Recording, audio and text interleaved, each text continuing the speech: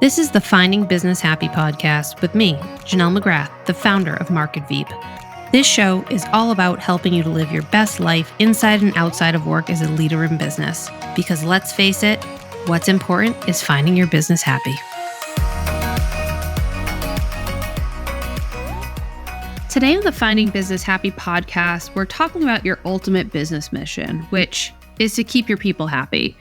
So right now, there's a trend online that talks about if a company posts, discusses, or interviews about company culture, the rumor is it's a red flag, and that organization is a toxic environment. So where everyone once promoted their company culture, what made them proud to be part of or work with the company, and that willingness to talk openly about what made them special and unique, now somehow is something some people use as a punchline. And from an organizational standpoint, in my opinion, not talking about your culture really isn't an option. When we talk to great organizations and hear their amazing stories of how they support and care for their team and clients, we're surprised. We ask, why is this nowhere on your site? How come you don't talk about this? And they say, ironically, they feel uncomfortable. They don't want to come off as bragging.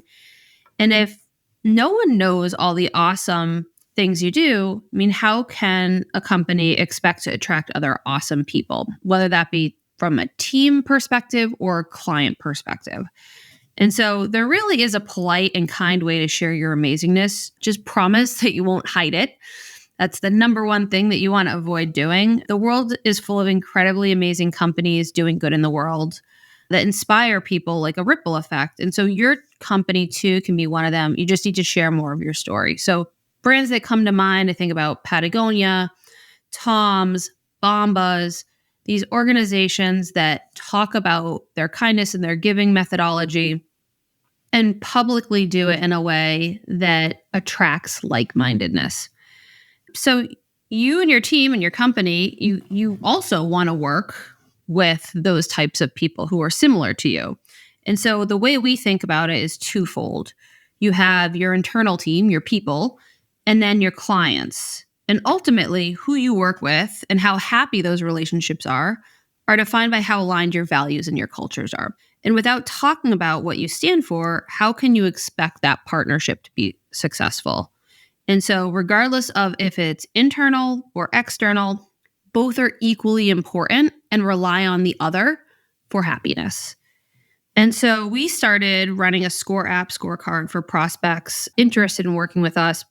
And what was surprising to me is things that I had really assumed in the sales process and those conversations that all companies did or aligned with ultimately didn't. Not saying that they didn't agree with all of them, some of them. It really was a wide variety of ranges of what that organization, where their threshold was.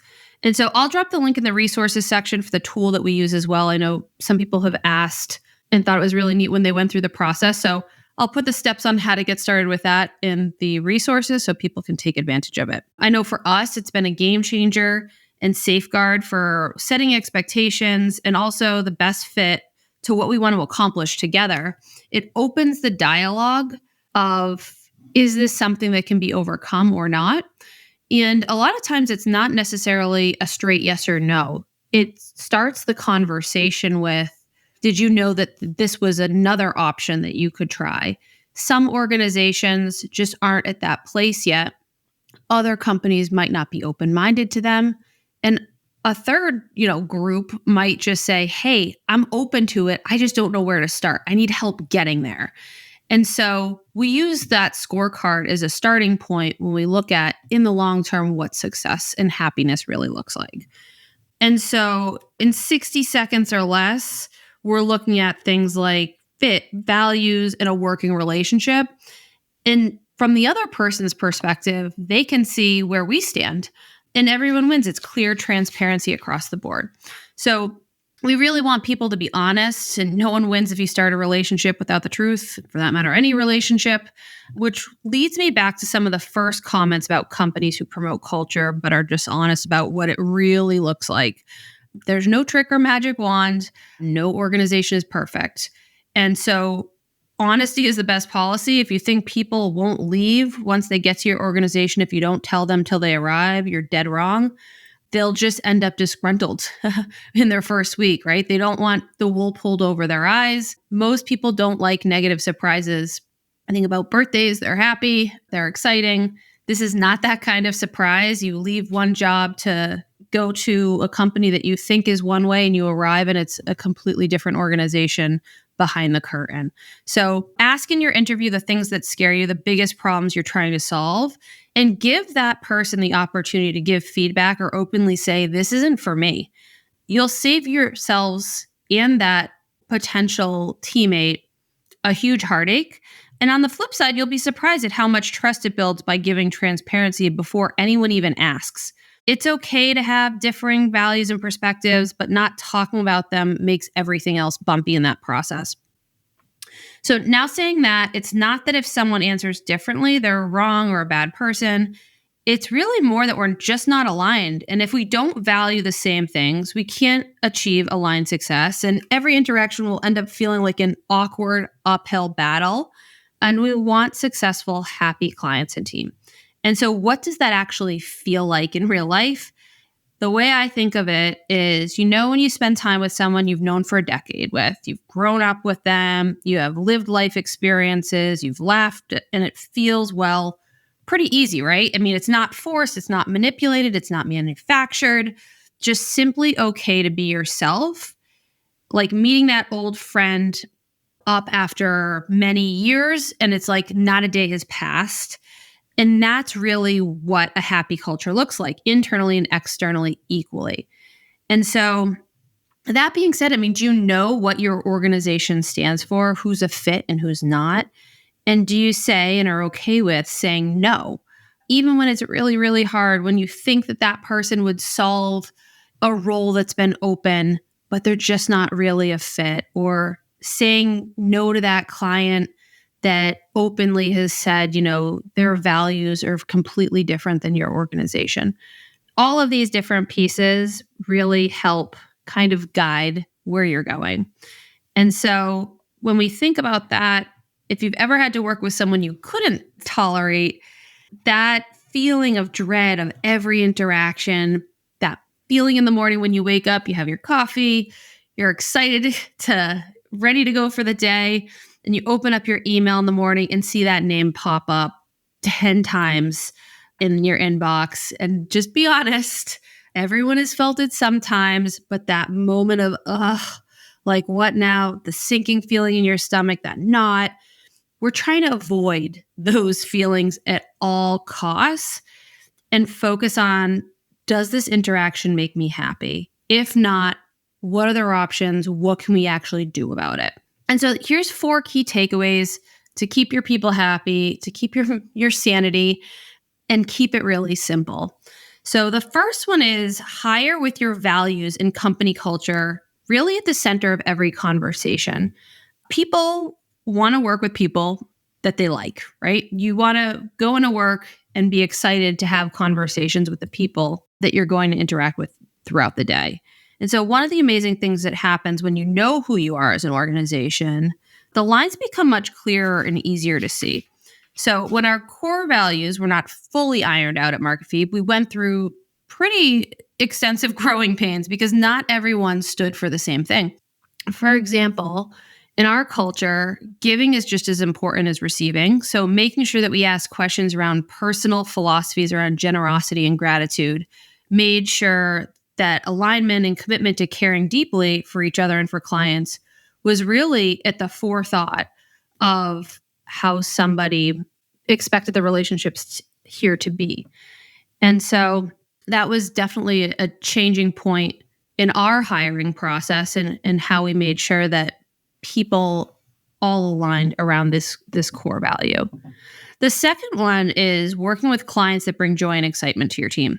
So be honest and upfront with expectations and alignment with clients. And if during that relationship things go awry, maybe they start out in a really great place, but over time maybe erode, don't let it fester. Have an open conversation about what it takes for a successful partnership. And if things do not improve or they're really unable to commit, it may be time to part ways. And just remember, under no circumstances should your team ever be abused. That is like a hard stop of an absolute no. Those are not even festering moments. Those are really serious and severe conversations that need to happen immediately. The third thing to focus on happy and to keep people happy is to remove things that go against your core values and culture. So, no one is perfect and you can't always get it right as an organization, a team, or even an individual, right? But identifying things where they've gone off course and being okay letting go is key in keeping focus on happy, even if that means a loss of revenue. Let me repeat that. Even if it means a loss in revenue, happiness is more important. So money cannot buy it. You cannot just say, I'm going to throw more money at it and achieve happiness. And so people and companies who chase money never really achieve it. Every company's core purpose is different, but for us, I'll share kind of where we stand. Our purpose is doing good, being kind, and marketing on. And our driving principle is to help others and support them in their journey. So whatever you and your company stand for, I highly doubt you started your journey without an exceptional reason. So don't lose focus on the road to getting there. Be okay saying no. And the fourth one is don't forget to have fun. So laugh often and make sure you pulse check the room. Body language, tone, voice, energy levels, be in tune to your interaction and people's responses. A lot of times people will say, yeah, I'm good, but their body language says something entirely different. And so being okay having those conversations is a leader being okay to say, you know what, we're going to take a time out. Let's do something and mentally reset. Do something fun. It teaches the team that it's okay. Because I think a lot of team will push to try to get to help somebody or be able to say, hey, we can keep going. But giving people a mental break to have fun reinvigorates people and makes them just overall happier at work, out of work. And it's okay. So work shouldn't be about work, just work.